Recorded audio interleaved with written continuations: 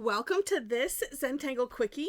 My name is Heather Hartwick Gladden. I'm a Certified Zentangle Teacher.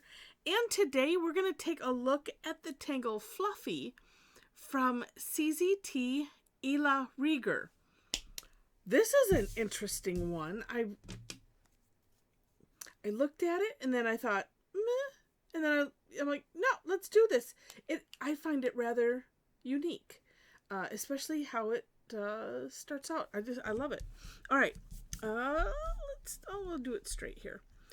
So starts off with two lines parallel, however you wish to do them, and then however you want to think of this, it's kind of an amoeba-ish type of shape. You could think of it as a bunch of S shapes connected,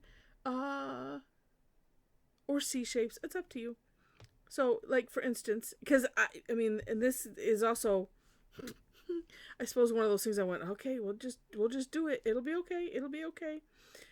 So, kind of C shape here, right? Big C shape, little C shape, big C shape. And just, it's another one of, it looks like a splat, really. And the best thing, just try not to think too much. If you are a person like myself who, doing something like that, it's like, but I need to know exactly how to do this. And we get over it. If you are like that, it'll subside. It will. I take that back. We learn how to deal with it.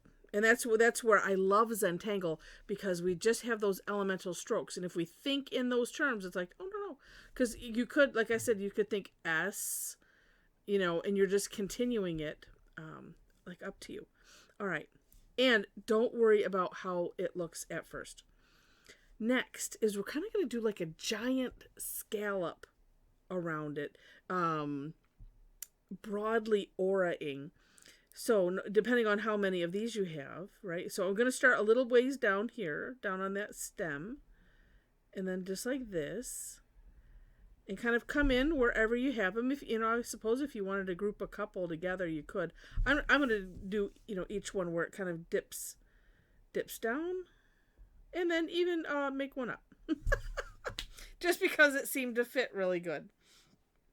All right, then here, I'm taking a look and I'm trying to determine how, like, reasoning behind it. That's the best way to say it. And I don't think there is. What I decided to do sort of is start with, where there's a crevice. Let's put, and I need to do these bigger than I think, bigger than you think. Oh, like that. Yes. So that's where I started. And in my version of the step out, no, I kind of, did I? Yeah, I pretty much did that. And then it's just, you just keep continuing. But for me, it's like I just have to have a place to start. And then, it's okay. And these are just, C shapes, as you can tell. C-ish shapes. All right, so starting off with just putting, one,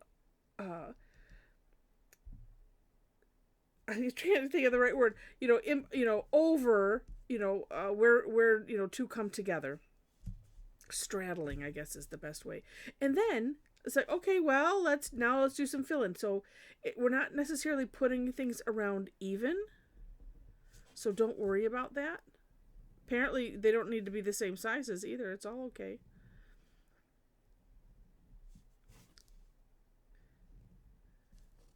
And then, and it's just one of those where it's like, okay, I'm going to fill up those. Oh, let's work over here a little bit.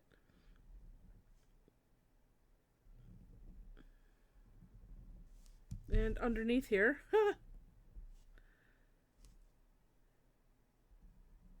And really, it really just doesn't matter. But for whatever reason, I need to have a way to structure the seemingly randomness, and I still can't seem to make them, big. The pen just wants to make them this size. And you know what? It's all okay. But really neat if you can make them bigger, as you can see on the samples. And Ela, excuse me, Ela's step out, which is, the link is in the description section. Well, maybe do just a few more. What I found I keep going over. What I find interesting is, while it seems like, I'm putting a C shape here, C shape there, it seems to still look just fine. Like, I don't know. It's really weird, because I'm thinking, it's going to be lopsided. I think that's the bigger worry in my head. It'll be, nope, but it doesn't matter. It just seems to be fine, no matter what. It's kind of cool. Kind of really cool. All right. And then, it's not in the step out, so this would be an extra touch if you wanted to do, and I think it looks really neat. And that is, do some rounding. I'm starting off in the crevices that we created first off.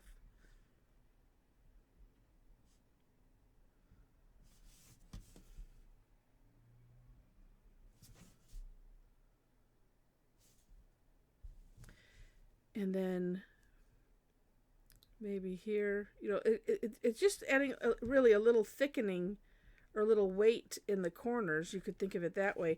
But for the most part, if you just seek out those crevices, that'll do good.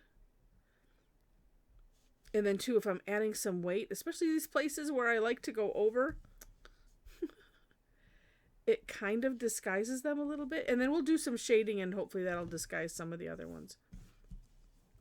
Let's see. It would honestly, this is me talking to me. It would really help if I had some order, like, let's do a section at a time. No. Let's just flit around here. That's what the pen wants to do. But you can see how it just that little bit of weight just adds something to it. And like I said, don't have to go crazy, just a little bit. And I should let's finish a section. Okay, let's do that. Let's go look. And if you miss some, it's still going to be okay. It's all good. All right, let's see if I can. We'll see how. Yeah, it's not really, that one I went way over. It's all right. We just don't worry about it.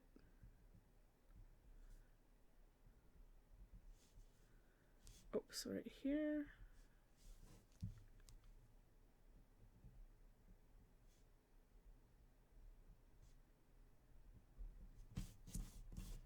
And then even, what about right in these, just adding some thickening to where that dips down, or around, I mean, it is already rounded, so to call it rounding, but it's still the same thing, just put a little extra C shape in there.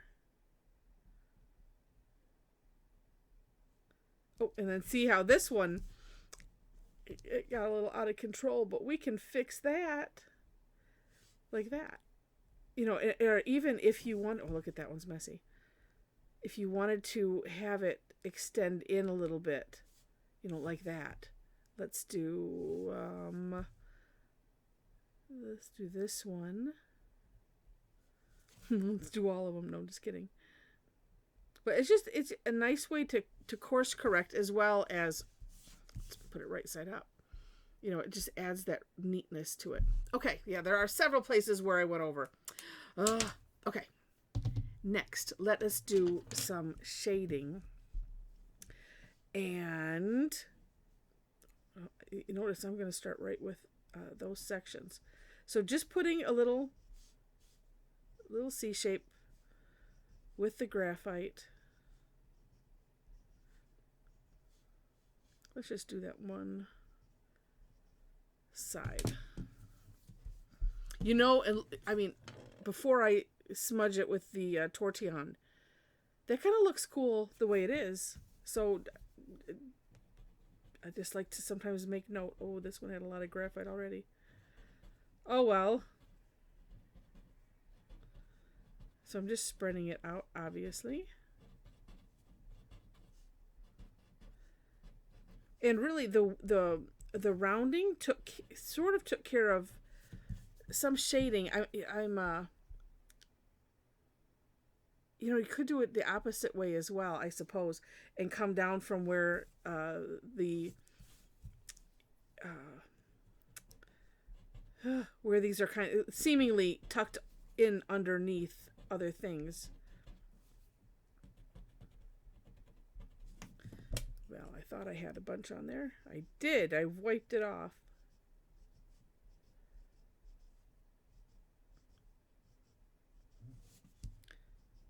But I can picture a lot of neat opportunities and ways to have fun with this.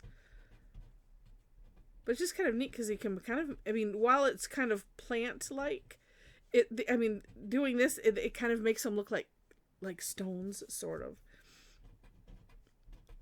This is one of the, I know, this is stones, and this is a splat. Like they have those, what is it? It's sort of like slime, and you throw it against the wall, and it, falls off or something.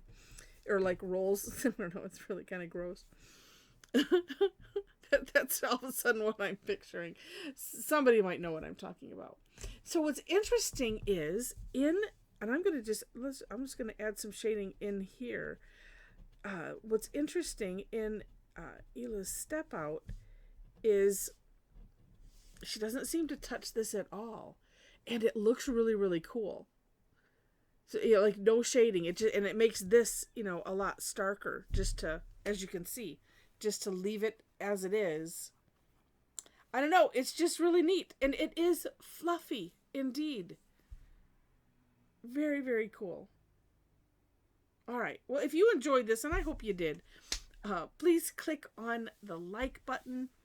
And if you liked it enough to see more, would love to have you be a subscriber to the channel. I'm just looking back at Ela's step out and noticing, there's some different things that she did. Actually, now let's just do this one because I kind of liked it. She put a little dot in the center-ish. And one of the other ones, she shaded it with like just both on the sides. So again, to take a look, and sometimes, I don't know if you do this, but it's like every time I look, I see something different. Or something, or maybe it's just in addition to, and it's just like your eyes there's so much to look at with Zentangle, with anyone's work. Look at how neat that looks all of a sudden. Just putting a very, very light dot. So anyway, do take a look because there's some other neat ideas for how you could play and decorate with those. So anyway, in the description section, you'll find links to the step outs. I always do my own version and then link to the creator of the Tangle. Below that is my link tree. So if you wish to connect with me, if you would like to join me and a bunch of Tangle addicts online to do some tangling, Tuesdays and Thursdays are when I have sessions. Thursdays, always free. It's called Tangle Time. We would take something like this, maybe pair it with something else. I don't know. It just depends. And just have fun with it and see what we can create. It's just a lot of fun. On Tuesdays, those generally have a fee, except for the third Tuesday, and that is called Tough Tangle Tuesday. Hence, or the name is because of that's what we kind of focus on, is those tangles that are seemingly tougher. Sometimes we're surprised, and it's like, well, that one looks really complicated, but not so much. And it's just fun. So we explore those and work to figure them out. Actually, I work to figure it out, then I work to explain it and keep my fingers crossed that it works. But we have a lot of fun, and yeah, so you can see all that information on my site, places to follow me, so all my social media. I spend most of my time on Facebook. I need at some point I'll find ways to be more active on the others, but my links are there in any case. But Facebook, if you follow my page, because you'll see when I post classes and things. But if you'd also like to be a part of a greater conversation and greater fun with Zentangle, you can join our Tangle Addicts community group. It's a private group, and there are 4 questions that you have to answer in order to gain entry. But it's a lot of fun, a lot of amazing people. Absolutely amazing. And like I said, we'd like to have you. So with that, thanks so much for watching, and I wish you happy tangling.